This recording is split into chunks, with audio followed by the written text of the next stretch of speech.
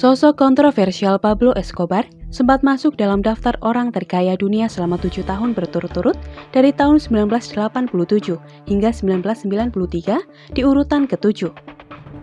Tentu, kekayaannya bersumber dari aktivitas ilegalnya sebagai gembong narkoba.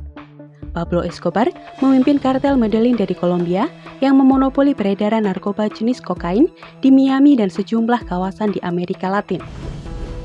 Ia juga menguasai hingga 80% perdagangan narkoba global ketika berada di puncak karirnya.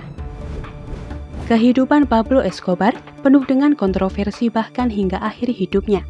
Selain dikenal sebagai gembong narkoba terkaya, ia juga dijuluki Robin Hood dari Kolombia karena aktivitas amalnya.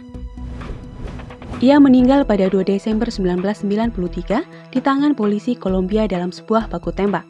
Setelah kematiannya, bagaimana nasib kekayaan gembong narkoba terkaya ini?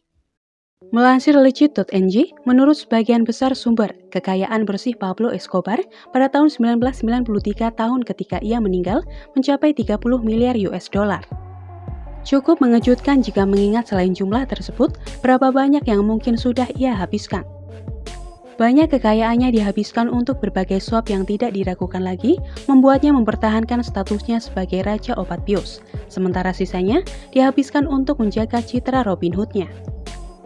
Pablo Escobar yang dikenal boros ternyata masih menyimpan kekayaan fantastis. Setelah Pablo Escobar meninggal, kekayaannya diambil oleh pemerintah Kolombia. Itu bukan hal aneh, mengingat sumber kekayaannya berasal dari kegiatan ilegal. Tapi, meski begitu rupanya masih ada yang mendapatkan sisa-sisa kekayaannya yang tak terendus pemerintah Kolombia. Mengingat sepak terjang Pablo Escobar, masuk akal jika semua kekayaannya tidak disimpan di tempat yang sama. Kekayaan Pablo Escobar yang mudah ditemukan mungkin sebagian besar diberikan kepada pemerintah Kolombia. Namun, yang menarik yaitu aset Pablo Escobar yang telah disembunyikan namun mudah ditemukan, disebut diambil oleh kelompok saingan Escobar sendiri. Kelompok-kelompok tersebut adalah Los Pepes dan Kartel Cali. Dengan bantuan anggota kartel Medellin, mereka dapat memperoleh kembali kekayaan Escobar tersebut.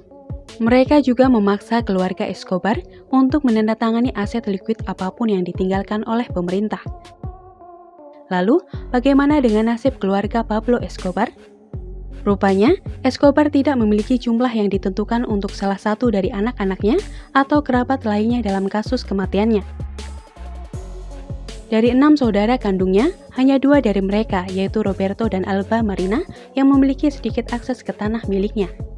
Setelah kematian Pablo Escobar, keluarganya hanya menghabiskan uang berapapun yang bisa didapatkan untuk memastikan keamanan mereka sendiri. Bahkan, ketika kehabisan uang, mereka terpaksa berpindah dari satu negara ke negara lain.